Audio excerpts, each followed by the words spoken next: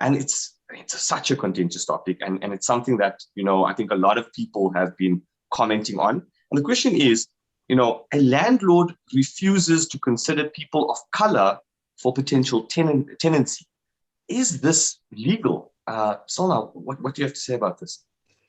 Sure, Chris. I'm very happy that we are discussing this, because this is actually something that came up last week on one of the property practitioners groups on Facebook. And the agents were obviously stoned for that question. And the thing is, I actually did quite a few training sessions, not trainings, I hopped into a few meetings with agents to discuss this topic. Because what we do as an estate agent, a rental agent, where your landlord says, you can show me applications, but if the applicant is a Black person or an Indian person or whatever the case might be, or a gay couple for that matter, or whatever form of discrimination, I'm not even going to consider it, so don't even try it. What do you do as an estate agent? And I must say, that answer for me is very, very simple. I have on multiple occasions in SSLR had clients, potential big clients, and the moment they tell me they're not willing to work with one of our attorneys because they are Black or female or male or whatever the form of discrimination is, I've cancelled mandate immediately with many clients for specifically racism. And I think that's a stance we need to take.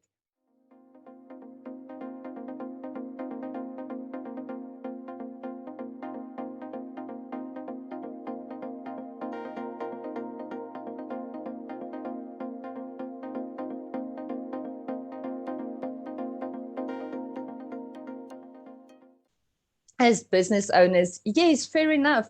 If you tell the landlord, I'm not going to accept your mandate because your requirements for your tenant is based on discrimination and racism, I'm not taking your mandate. Yes, I get that you're going to lose the commission. Okay.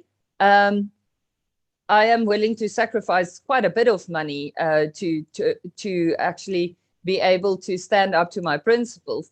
So that's something quite important. And I think the more estate agents and people around South Africa and around the world take this stance to not let money do the talking, but in fact let principles do the talking, I think that's going to make life a much, much better place. So on a legal answer on that, it's not allowed in any way. The landlord's arguments always, but it's my property, I have freedom to contract. Yes, you have freedom to contract, and we all do. That is a vested right we all have. And you can contract with who you want to, around what you want to, the terms of the agreement, as long as it's obviously not against good morals, you can contract the way you want. But not even getting into good morals when it comes to racism, it's something as simple as reading Section 9 of the Constitution. Section 9.3, Section 9.1 of the Constitution says everybody is equal in front of the law. And that is the truth. And as much as people would like to believe differently, and they always bring up previous precedents, for instance, in the way the courts treat somebody like that, very often it might just be a misunderstanding of how the law works. And for most for most lawyers, we can clearly see that everyone is equal before the law. The fact that people don't necessarily understand the intricacies of the different kinds of things that's happening doesn't mean somebody is not equal in front of the law. So that's Section 9.1. Section 9.3 says no, the state's not allowed to discriminate against anybody on various grounds: race, gender, sexual orientation, pregnancy. I'm actually pulling up way more than I could believe. Religious beliefs, all sorts of different things like that. Not allowed to discriminate. And then Section 9.4 says no person is allowed to discriminate against another on the same grounds as set out in Section 9.3. So on the same grounds, and you can't discriminate against somebody based on the color of their skin or their sexual orientation or their religion or whatever, because it's not the society that we live in. And if you quickly think for a moment, if you think about yourself just quickly outside of yourself, you will realize there are things in you that might not be sitting comfortable with other people either. So the fact that you think, this bothers me, I wouldn't want a gay couple to stay in my property, or a black person to stay in my property. Okay, cool. But maybe they also don't want somebody living in their property that has characteristics or things or beliefs as you do. And this is why we have this.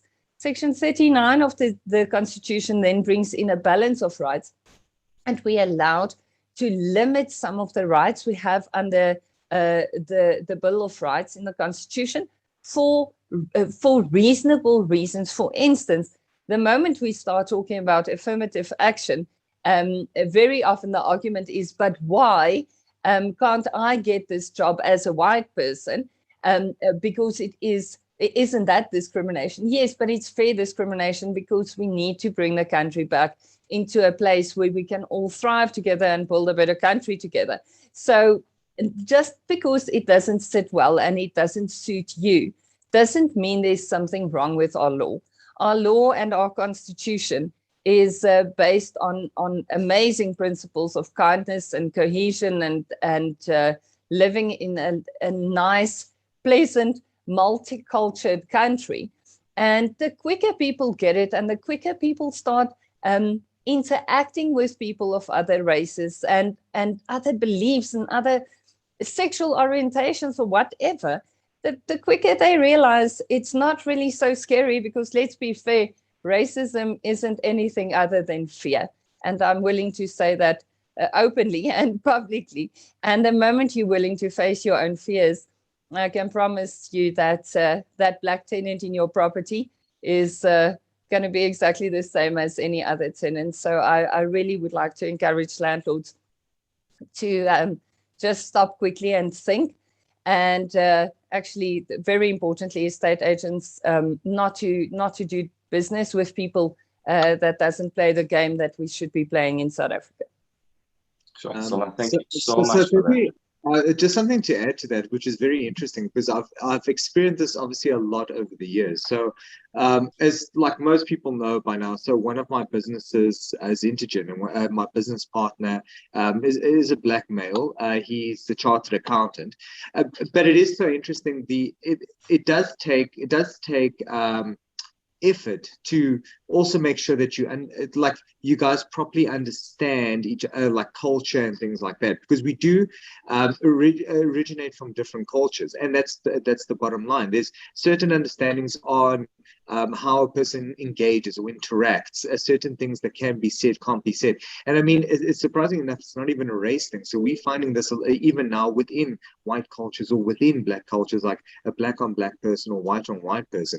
And you're finding that people that grew up in a certain way will engage with you in a certain way, especially nowadays, like with the youngsters. You're starting to find in the workplace, there's a lot more attitude, there's a lot more a pushback on certain things, whereas back in the past, and like my generation now, like I'm extremely old, so in my generation, like you wouldn't ever see that when it came to an employer. And it just shows that it has nothing to do with race. It actually has a lot to do with certain origins, certain understandings of things, certain principles that people live by. But deep down inside, there's commonalities, and it's the people that don't understand those that are typically the ones that are the most racist, because they're scared of trying to understand other people. And those that delve into this and try to understand and make the mistakes and get brought up on it and learn from it, those are typically the guys that realize, hold on, you know what, it deep down inside, it's how you say it, but we all think and do the same thing at some point or another. Thank you so much, guys. Really, really, really appreciate that answer and that advice to estate agents and to landlords and to all of us.